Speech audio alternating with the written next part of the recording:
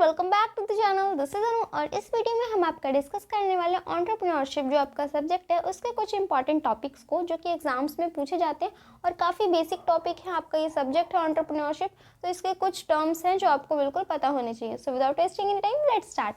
सबसे फर्स्ट जो आता है आपका इस बुक से, इस आपके जो सब्जेक्ट है एंटरप्रेन्योरशिप, इसमें सबसे फर्स्ट वर्ड आपको देखने को मिलेगा एंटरप्रेन्योर। कि एंटरप्रेन्योर कौन होता है, एंटरप्रेन्योर क्या होता है। ठीक है, तो एंटरप्रेन्योर आपका वो पर्सन होता है जिसके माइंड में आइडिया आता है कुछ बिजनेस स्टार्ट करने का। ठीक है, वो कुछ नया स्टार्ट करना चाहता है, कुछ क्रिएटिव करना चाहता है। ठीक है, वो अपना खुद का बिजनेस सेटअप करना चाहता है। वो पर्सन जो अपना खुद का बिजनेस सेटअप करना चाहता है उसी को हम एंटरप्रेन्योर बोलते हैं। ठीक है, और फिर इसमें आता है आपका second term define entrepreneurship. Entrepreneurship क्या होती है?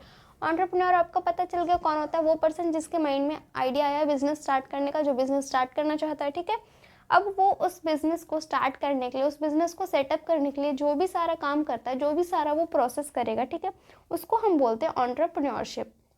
जिसमें कि entrepreneurship is a process of creating an enterprise. Enterprise हो गई आपकी बिजनेस फॉर्म। ठीक है, एंटरप्रेन्योर, फिर एंटरप्रेन्योरशिप, फिर एंटरप्राइज। एंटरप्रेन्योर आपका वो पर्सन जो कि बिजनेस स्टार्ट करना चाहता है, एंटरप्रेन्योरशिप वो प्रोसेस पूरा जो वो अपने बिजनेस को स्टार्ट करने के लिए करेगा, और लास्ट में फिर उसकी एंटरप्राइज इस्टेब्लिश हो जाएगी। ठीक है, तो देखो एंटरप्रेन्योरशिप वो प्रोसेस होता है जिसमें कि एंटरप्रेन्योर अपना बिजनेस सेटअप करता है। वो चाहे प्रॉफिट ऑर्गेनाइजेशन भी हो सकती है, नॉन प्रॉफिट ऑर्गेनाइजेशन भी हो सकती है, दोनों में से कोई सी भी हो सकती है। ठीक है, तो वो होता है आपका एंटरप्रेन्योरशिप। और आपका ये जो एंटरप्रेन्योर है, ये जो रिस्क है उसको भी बेयर करने के लिए रेडी रहता है और प्रॉफिट कमाना चाहता है। ठीक है, मोस्टली जो एंटरप्रेन्योरशिप होते हैं वो प्रॉफिट कमाने के लिए ही की जाती है, और ये लोग रिस्क बेयर करने के लिए भी रेडी रहते हैं। ठीक है, और नए नए आइडियाज़ को लेके आते हैं अपने बिजनेस को स्टार्ट करने के लिए। ठीक है, अब नेक्स्ट आपका जो इससे एक टॉपिक है डिटर्मिनेंट्स ऑफ एंटरप्रेन्योरशिप। ये भी पूछा जाता है कई बार। डिटर्मिनेंट्स यहाँ पे आप फैक्टर्स वर्ड भी यूज़ कर सकते हो कि एंटरप्रेन्योरशिप के क्या क्या फैक्टर्स होते हैं, कौन कौन से फैक्टर्स होते हैं। ठीक है, तो इसमें आपके पास दो टाइप के फैक्टर्स होते हैं। एक होता है आपका इंडिविजुअल फैक्टर्स, सेकंड होता है आपका एनवायरमेंटल फैक्टर्स। ठीक है, एक एंटरप्रेन्योरशिप के डेवलपमेंट के लिए देखो वो सक्सेसफुल होगा कि नहीं, वो कितना डेवलप होगा, कैसे डेवलप होगा, उसके लिए ये फैक्टर्स होते हैं। ठीक है, तो कई तरह के फैक्टर्स होते हैं इनमें, जैसे कि मैंने भी आपको बताया इंडिविजुअल फैक्टर्स होते हैं, उसको पर्सनल फैक्टर्स भी बोलते हैं, और सेकंड आपका एनवायरमेंटल फैक्टर्स होते हैं। ठीक है, या फिर उसको एक्सटर्नल फैक्टर्स भी बोल देते हैं। ठीक है, तो वो कौन कौन से फैक्टर्स होते हैं वो देखो। सबसे फर्स्ट तो आता है आपका एग्जीक्यूशन एंड इंडिविजुअल फैक्टर्स के अंडर। ठीक है, जो आपके पर्सनल फैक्टर्स होते हैं, ये जो हमारा एंटरप्रेन्योर है उसके जो पर्सनल फैक्टर्स होंगे। इंडिविजुअल यहाँ पे हमारे एंटरप्रेन्योर की बात की जा रही है। ठीक है, तो फर्स्ट है आपका एग्जीक्यूशन। एग्जीक्यूशन देखो क्या होता है यहाँ पे, बिजनेस स्टार्ट करने का आइडिया तो यहाँ पे आपने आसपास भी अपने देखा होगा, बहुत लोगों के माइंड में चल रहा होता है कि हमें ये बिज़नेस करना है या फिर हम ये बिज़नेस कर लेते हैं, हमें बहुत फ़ायदा होगा। ठीक है, काफ़ी लोग कई तरह की बातें सोचते रहते हैं, लेकिन एक्चुअल में उसको एग्जीक्यूट करना, जो उन्होंने सोचा है उस प्लान को एग्जीक्यूट करना हर कोई नहीं कर पाता है। ठीक है, बहुत कम ही लोग होते हैं जो कि वो सोच रहे होते हैं जो भी अपना बिजनेस प्लान उसको एग्जीक्यूट कर पाते हैं। तो एक जो एंटरप्रेन्योर होता है आपका, उसके अंदर ये क्वालिटी होनी चाहिए एग्जीक्यूशन की। ठीक है, जो एंटरप्रेन्योर एग्जीक्यूट कर पाएगा वही तो आगे अपना बिजनेस इस्टेब्लिश करेगा ना। तो ये एक आपका फर्स्ट फैक्टर है। ठीक है, सेकंड आता है आपका परसीवरेंस।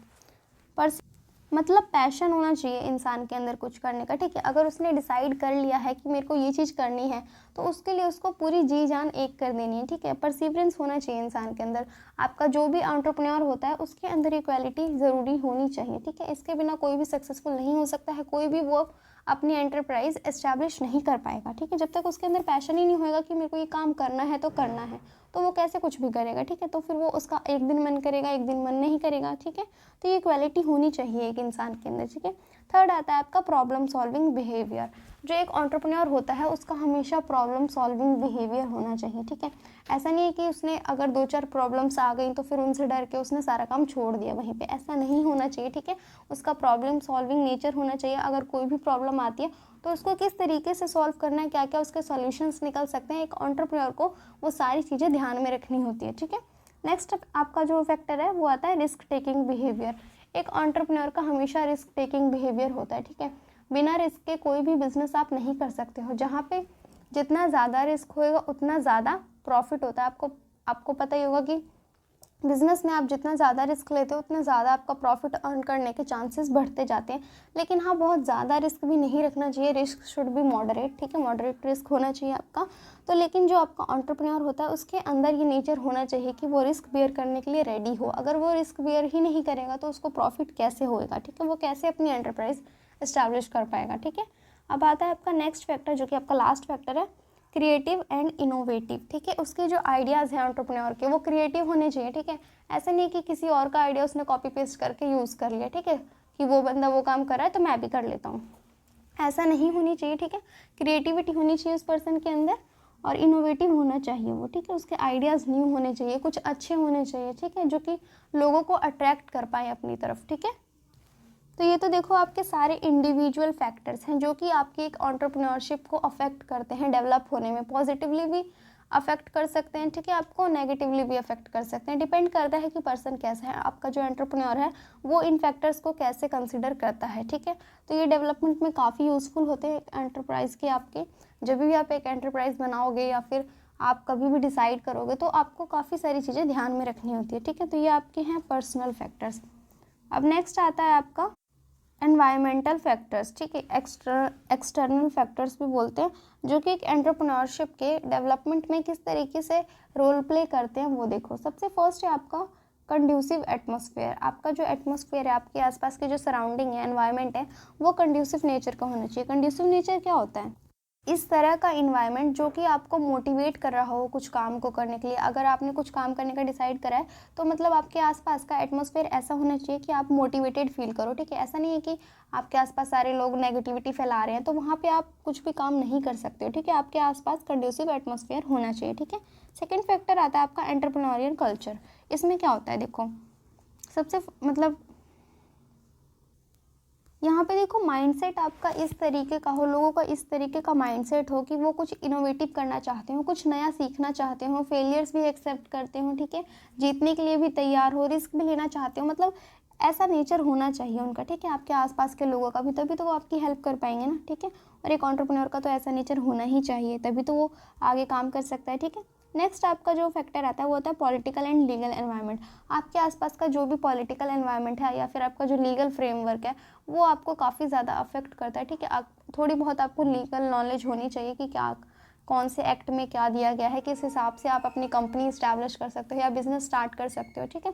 थोड़ी सी लीगल नॉलेज होनी चाहिए और थोड़ी सी वहाँ की देखो जो जिस एरिया में आप स्टार्ट करना चाहते हो आपका अपना एंटरप्राइज, वहाँ की जो आपकी पॉलिटिकल कंडीशंस है, पॉलिटिकल एनवायरनमेंट जो होता है आपका वो भी थोड़ा सा इफेक्ट करता है, ठीक है। ज़्यादा अगर आप अजीब से एरिया में चले जाते हो जहाँ दंगे फसाद होते रहते हो, वहाँ की जो गवर्नमेंट है वो थोड़ी अच्छी नहीं है, ठीक है, पॉलिटिकल वहाँ पे इश्यूज़ रहते हैं, तो वहाँ पे आपका सक्सेसफुल कोई भी काम नहीं हो सकता है, ठीक है। नेक्स्ट आता है आपका टेक्नोलॉजिकल एडवांसमेंट। टेक्नोलॉजी होनी चाहिए आपके पास, आपको टेक्नोलॉजी की नॉलेज होनी चाहिए। जिस एरिया में आप एंटरप्राइज स्टार्ट करना चाहते हो वहाँ पे टेक्नोलॉजिकल डेवलपमेंट होना चाहिए, ठीक है। वहाँ पे ऐसा नहीं है कि बहुत पुराने ज़माने की टेक्नोलॉजी पड़ी और आप वहाँ जाके कुछ स्टार्ट करना चाह रहे हो, तो जब आपको रिसोर्सेज ही नहीं मिल पाएंगे तो आप कैसे काम करोगे, ठीक है।